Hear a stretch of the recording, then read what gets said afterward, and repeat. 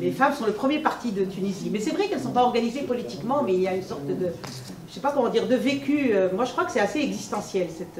Cette révolution est une révolution assez existentielle, parce que je pense que même si les gens n'en parlent pas, les femmes savent aussi qu'il y a des acquis qui peuvent être menacés d'un côté ou de l'autre, en tout cas.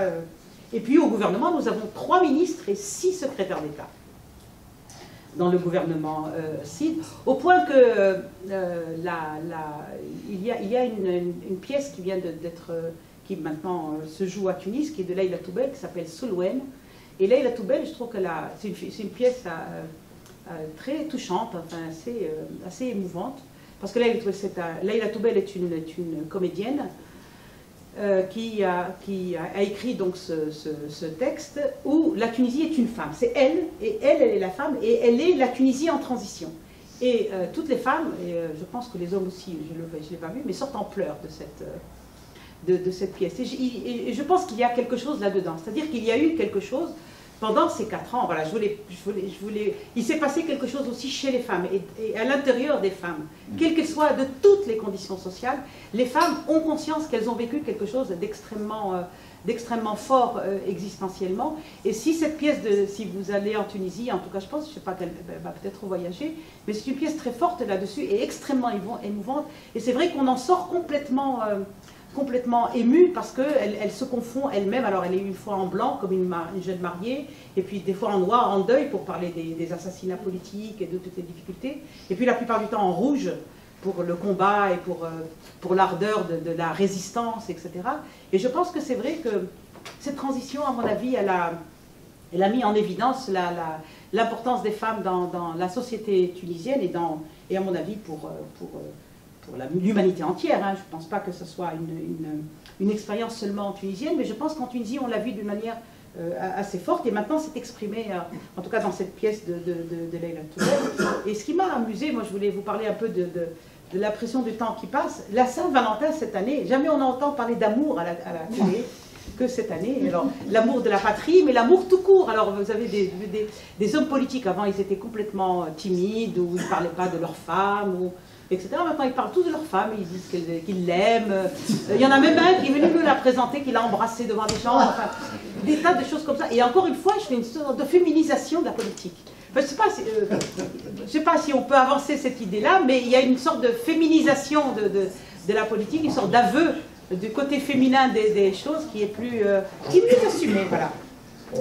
Mais bon, c'est pas, je ne vous raconte pas des choses, vous avez vu, je ne vous raconte pas des choses ni tout noir ni tout blanc, mais c'est un pays quand même qui est sous très très grande tension psychologique. Et l'autre jour, j'ai essayé de savoir combien nous avions de médecins psychologues en Tunisie. Et bien j'ai appris le chiffre, 300. Vous trouvez que c'est peu ou pas? Ah bah oui, c'est minable. C'est un pays qui a besoin de milliers de psychiatres, mais tous nous avons besoin, mais c'est vrai quoi. Et je trouve que voilà, nous vivons des choses qui sont très fortes, beaucoup plus fortes que ce qu'on pourrait supporter, et nous n'avons pas assez de médecins qui pourraient nous aider à le faire. Des politiciens, alors il y en a à l'appel, pardon? Excusez-moi, je vais parler. Oui, bah, allez-y. Vous dites qu'en Tunisie, il y a des psychiatres. Non, en Tunisie, les gens, ils vont bien, ils ont bien, les gens, ils n'ont pas de soucis, les gens là-bas. Vous croyez? Ils ont moins que la France, je vous dis la vérité. Ah d'accord, okay. C'est bien, c'est bien. Si on en a moins qu'en France, pas mal. Ah, oui, je vais leur dire ça, je vais le dire aux Tunisiens. Moi j'ai vu que avant j'ai vu tous les années deux mois. Oui, ils sont gays, ils ont le sens de la fête. Je ne sais pas pourquoi c'est tout changé. Oui. Vous n'avez pas la loi comme avant. Les gens ne sont pas contents, mais quand même, ils ont la misère, ils ont gay, ils ont Maria, ils ont Batel. Oui, les Tunisiens ont le sens de la fête. Mais est-ce qu'ils sont heureux? Est-ce qu'ils sont heureux? Je ne sais pas. Mais vous avez dit, mais c'est moi je défends, c'est mon pays, d'accord, vous êtes aussi tunisienne, vous dites la vérité. Oui. Les gens là-bas, ils sont gays. Moi, j'ai retourné cette année, j'ai resté 6 mois, et on dit, ça fait peur la Tunisie, ça. Madame, j'étais à Nabil, à Hammamet. Ça passe tout bien. D'accord. Bon, alors les Tunisiens sont gays, ils ont le sens de la fête, mais est-ce qu'ils sont heureux? Je n'en sais rien. Mais moi, en tout cas, je revendique qu'il y ait plus de médecins pour nous aider quand même à vivre au jour le jour, parce que je trouve aussi qu'il y a une grande agressivité, il y a une grande, voilà, il y a de tout. Voilà, il y a de ces mélanges. Voilà, je voulais en finir là-dessus. Je voulais finir là-dessus. Il y a de tout en Tunisie, et le tableau que je vous ai fait, vous avez vu, il est extrêmement contrasté et mélangé. Il y a de la gaieté et puis de la tristesse, il y a de l'échec et des réussites, il y a de l'ancien et du nouveau. Alors les gens disent l'ancien régime est revenu, moi je ne l'ai pas vu encore, mais il y a des têtes qui sont revenues effectivement bon, de l'ancien régime. Mais peut-on faire une transition sans reprendre un peu de l'ancien? Je ne sais pas. Il y a des choses très archaïques, et puis des choses très comme je vous ai dit, très très modernes, vraiment de la modernité la plus totale. Donc voilà, la transition en marche, c'est aussi ce mélange qui continue à être lui-même en marche et mélangeant beaucoup de choses. Je pense que nous sommes entrés, le sentiment que j'ai, c'est que dans ce mélange, nous sommes entrés aussi dans une accélération de l'histoire plus forte. C'est-à-dire que les mélanges se font plus maintenant, et qu'il faut suivre, enfin il faut suivre, il faut savoir à la fois les retrouver, peut-être pas renier les retours de l'ancien, mais essayer de voir aussi ce qu'il peut y avoir de nouveau dans cet ancien. C'est pour ça que je pense que, encore une fois, c'est une transition qui n'est pas terminée. C'est pas possible de dire, voilà, on a fini la transition. On peut dire, oui, on a commencé une deuxième république, d'accord, ça ne mange pas de pain, on peut dire, on a commencé une deuxième république, mais moi je pense aussi que nous aurons encore d'autres étapes où il y aura des hésitations et des retours en arrière. Ce qui est sûr, c'est qu'une transition, c'est un chemin ouvert. Hein. Ça, j'ai ce sentiment-là. Le chemin est ouvert, et peut-être que le plus important, et j'ai l'impression que c'est ça qui s'est passé en Tunisie, c'est de prendre conscience du mouvement, hein, qu'il y a un mouvement qui est possible, qu'on peut changer les choses, que par exemple les magistrats, même s'ils ont été empêchés pendant 3 ans, enfin les plus progressistes d'entre eux, parce qu'il ne faut pas croire non plus que les magistrats c'est des foudres de la révolution, mais il y en a quelques-uns quand même qui sont pas mal, et ils n'arrivent pas à changer, mais eux ils gardent un peu cette idée que, voilà, donc ils ont demandé un conseil supérieur de la magistrature. Les constitutionnalistes demandent aujourd'hui une cour constitutionnelle, elle a été empêchée pendant les 4 ans, mais la revendication reste nette chez les constitutionnalistes. Donc voilà, il y a des gens qui continuent à garder le mouvement avec des revendications qui sont maintenant beaucoup plus précises.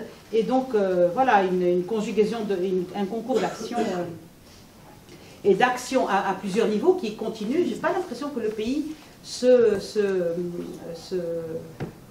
replie sur lui-même, pas du tout, même si les problèmes, encore une fois, restent très importants. Mais peut-être aussi que notre œil sur les problèmes est aussi plus vigilant, plus éveillé. Et c'est pour ça peut-être que moi aussi je suis un peu critique envers les médias, parce que je trouve aussi qu'ils ne sont pas à la hauteur de ce qu'on voudrait avoir. Mais je suis aussi critique envers mon métier, c'est-à-dire que pour l'historienne que je suis, je trouve que les sciences humaines et sociales, et l'histoire en particulier, nous avons aussi énormément de travail à faire, c'est-à-dire que nous avons aussi des études à faire ethnographiques.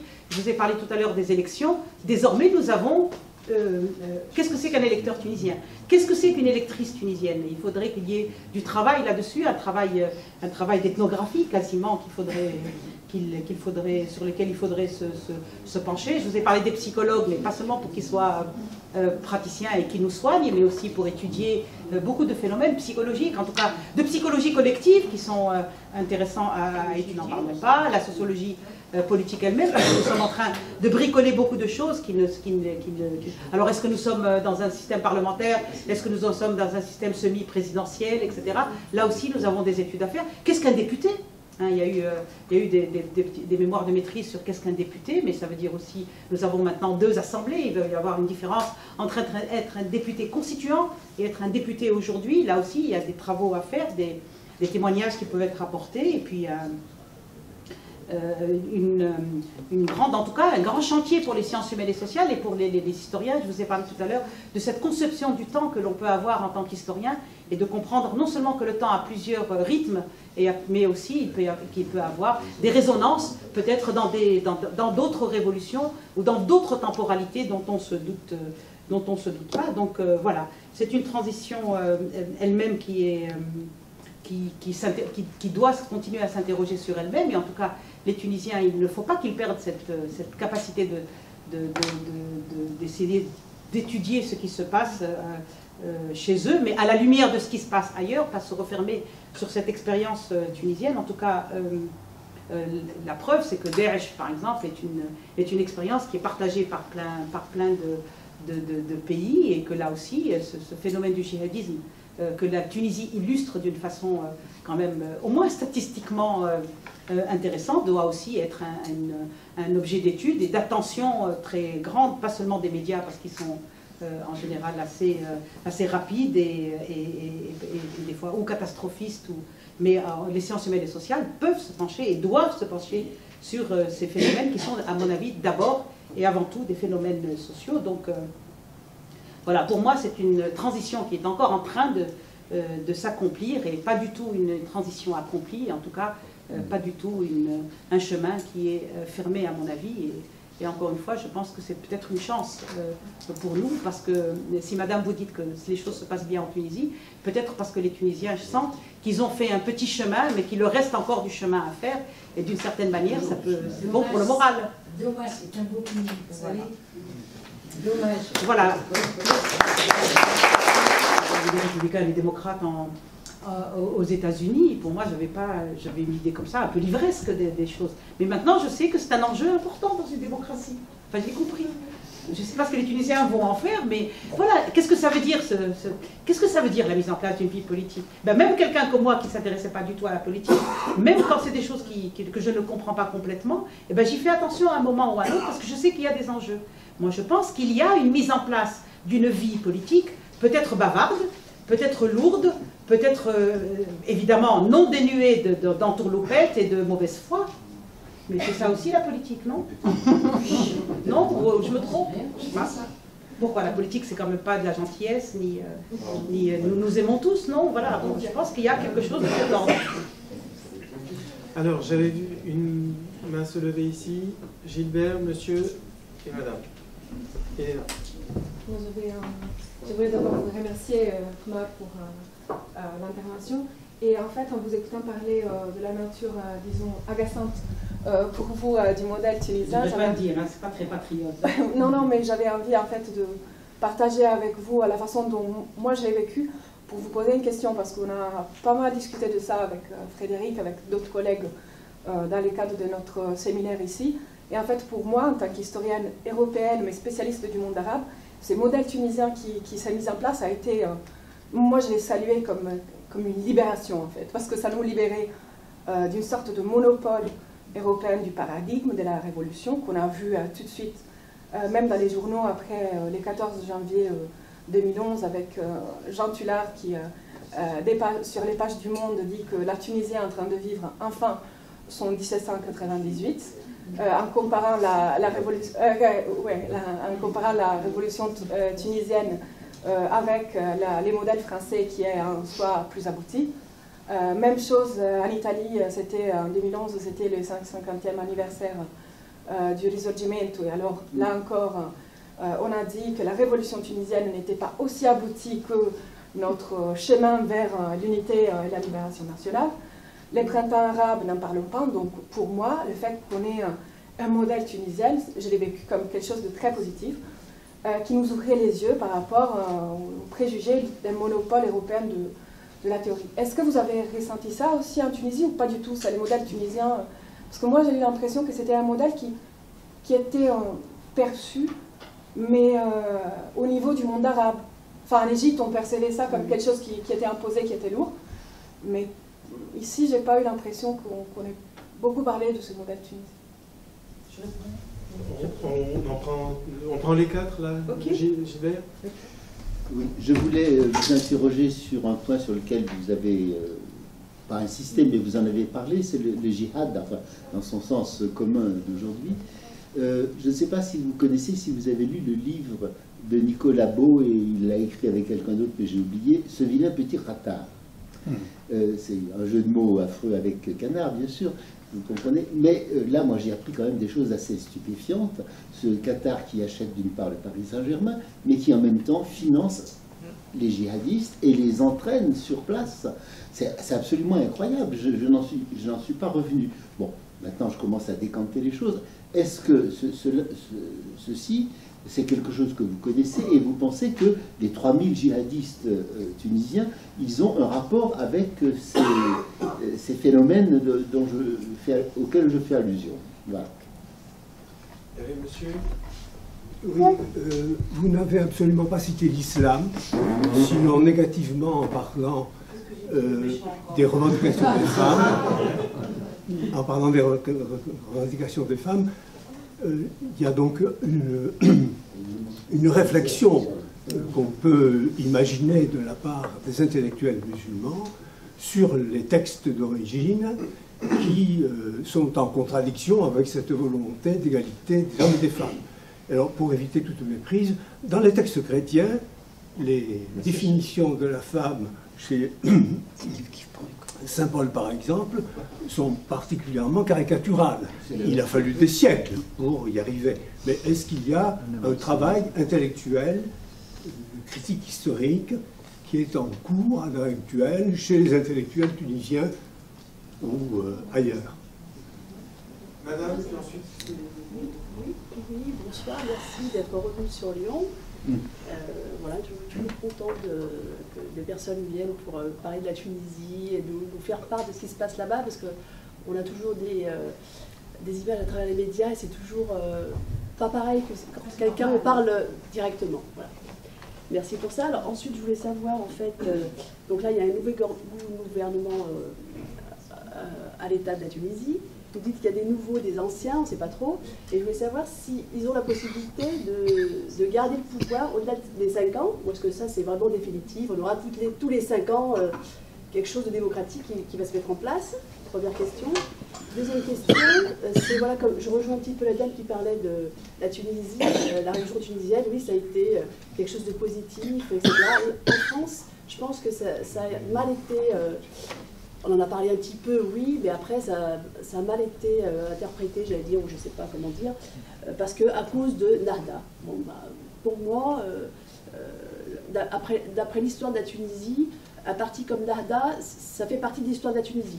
Je ne vois pas pourquoi on le rejette. C'est pas parce qu'en France, on rejette, on dit que c'est un parti islamiste, qu'il faut le rejeter. En Tunisie, c'est un parti comme un autre, pour moi. Il a le droit d'y être. Voilà, donc on peut prendre ses idées comme tous les partis politiques qui sont en Tunisie. Voilà, en Angleterre, on a un autre système. Donc voilà, donc la Tunisie est en transition, vous dites. On ne sait pas pendant combien de temps. En France, ça s'est fait sur 100 ans. Donc en Tunisie, eh ben, il faudra le temps qu'il faut. Et voilà, ça viendra, mais surtout ne pas faire son propre, voilà, ses propres idées, voilà, pas regarder ce qui se passe en Europe ou ailleurs, tout le temps prendre ces modèles-là. Prenons le modèle de la Tunisie, faisons un modèle moderne, voilà, unique et moderne.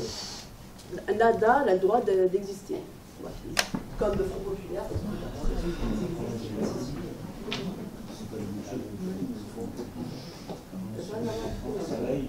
Oui, merci.